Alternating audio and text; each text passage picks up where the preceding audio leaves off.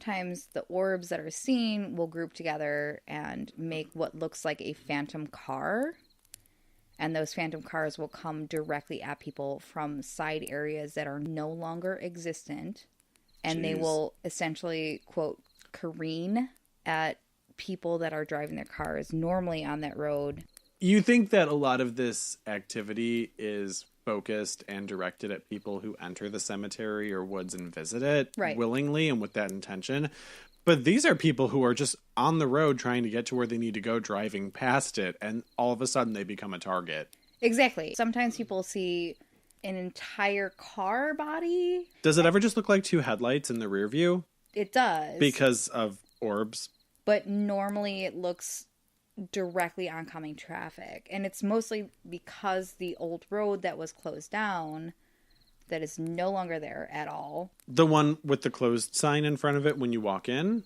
No, there was another road that was there before it became a lover's lane because of that road being utilized, as well as another road that is currently non-existent and will never be existent again.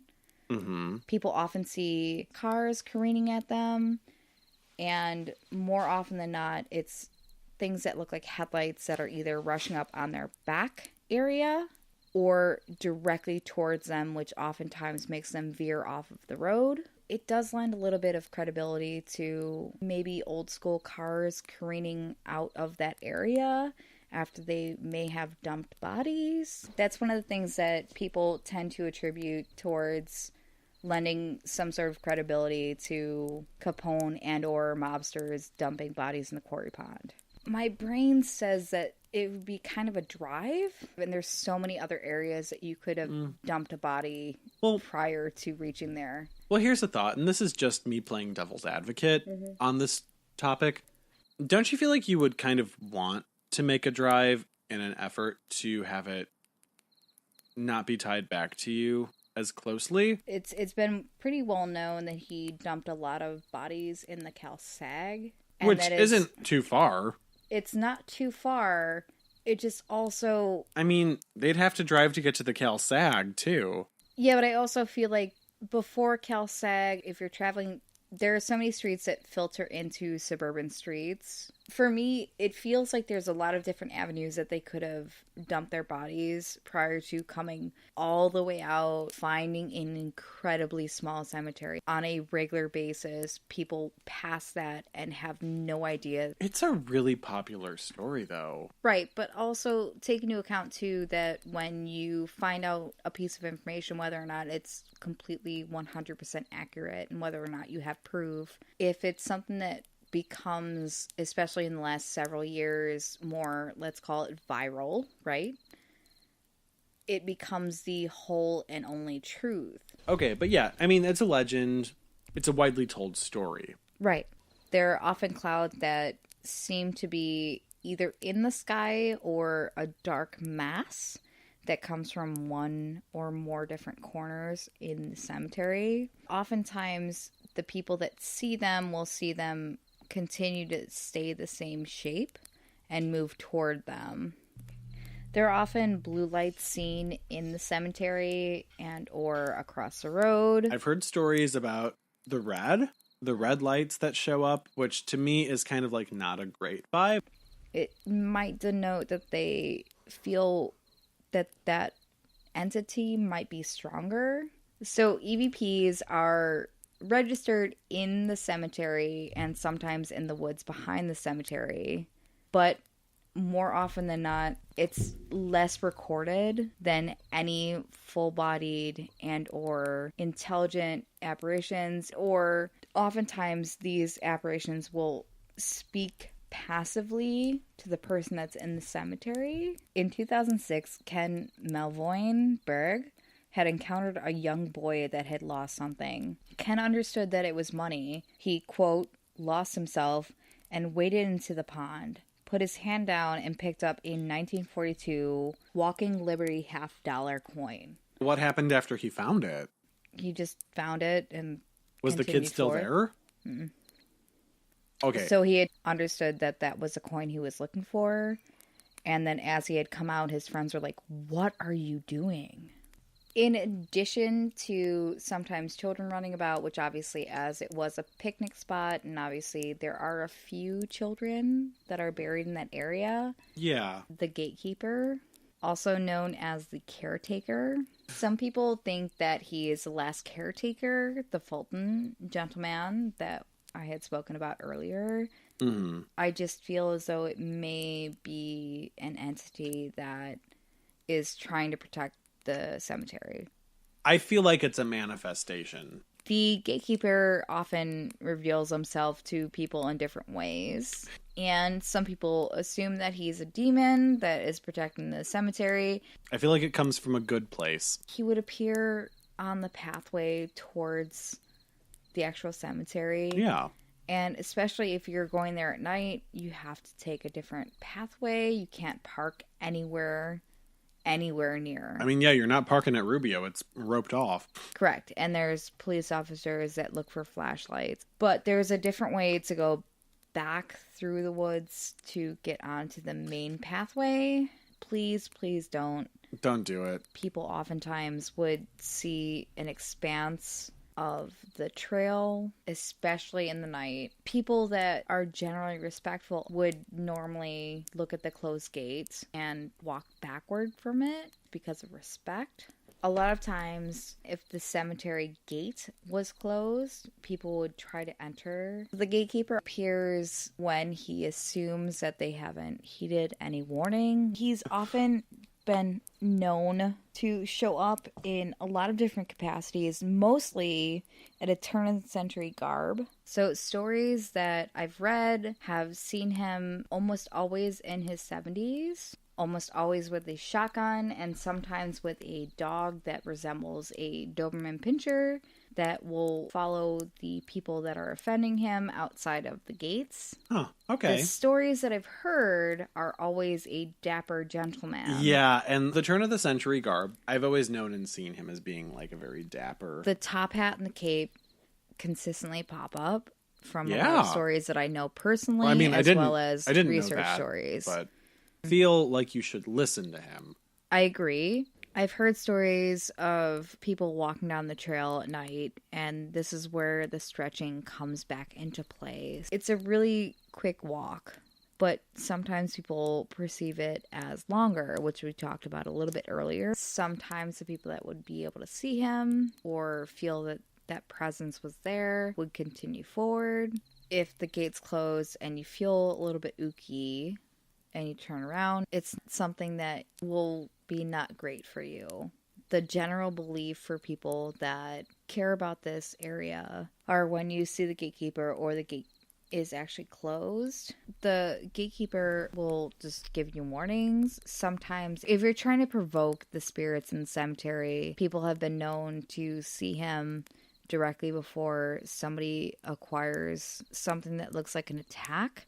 Moving on from the gatekeeper, there are quite a few different entities that are seen in the actual cemetery, the most famous of which are the Grey Lady and the Lady Madonna. A photo was taken in infrared that became famous of what they call the Grey Lady. The Grey Woman, it's actually one of the most popular photos that has ever been taken inside of the cemetery or on the grounds surrounding it. She seems to be normally sighted sitting on a stone really close to the Fulton Monument. It's the largest monument that's in the cemetery because it's a family plot, obviously. Yeah. It was supposedly taken in infrared and it was all over the Sun-Times. Do we know? I think it's Luella because... I think so too. It's strange. There are two women entities there, and they are separated. A lot of people believe that they're two separate entities. I'm more apt, because of the descriptions, to believe that they're the same entity. They're just seen at obviously different times. No one has seen them both at the same time. The thing for me, I tend to believe that it's Luella. She seems to match the descriptions that I've read about Luella. She is buried under the Fulton plot, but she's actually a Rogers.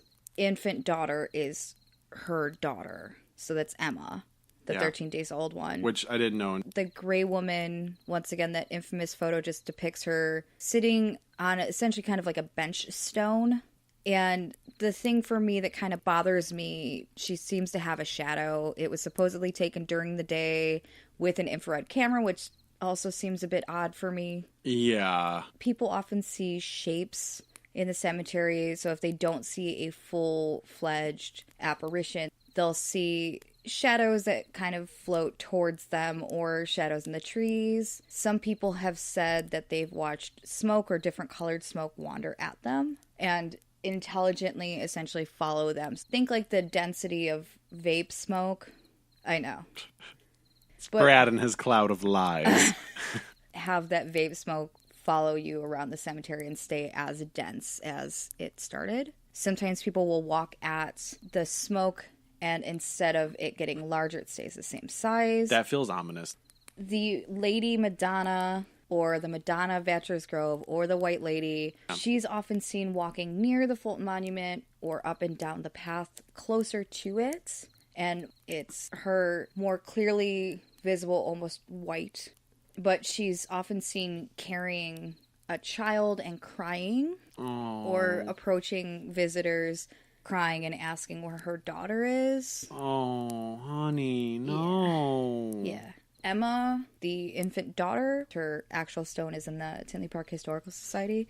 People often go and leave her presents to play with. Yeah, there's little tiny trinkets and gifts all over the place there. Yeah, or flowers, sometimes coins. A lot of people place it directly on her headstone, but some people put it near where the photo of the gray lady was taken. Some of the items that were on the infant daughter headstone were sometimes seen moved over there, and they're not sure if it's people moving it, because obviously, unless you put a camera on it, yeah. Or they think that she might also be playing at the base of the stone. Outside of the cemetery, actually now that they're doing more upkeep on it, there is a path that does connect to another path that goes through the woods without you having to go through the cemetery.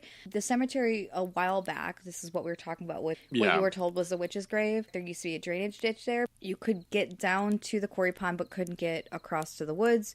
And then an additional location where you could go down to the quarry pond and then also utilize the trail, the little footpath that's right there. Not only do people see what's normally seen as an old white farmhouse in the woods, but sometimes I hear about that all the time. Yeah, I've heard from friends of mine that they've seen it in the middle of the quarry pond.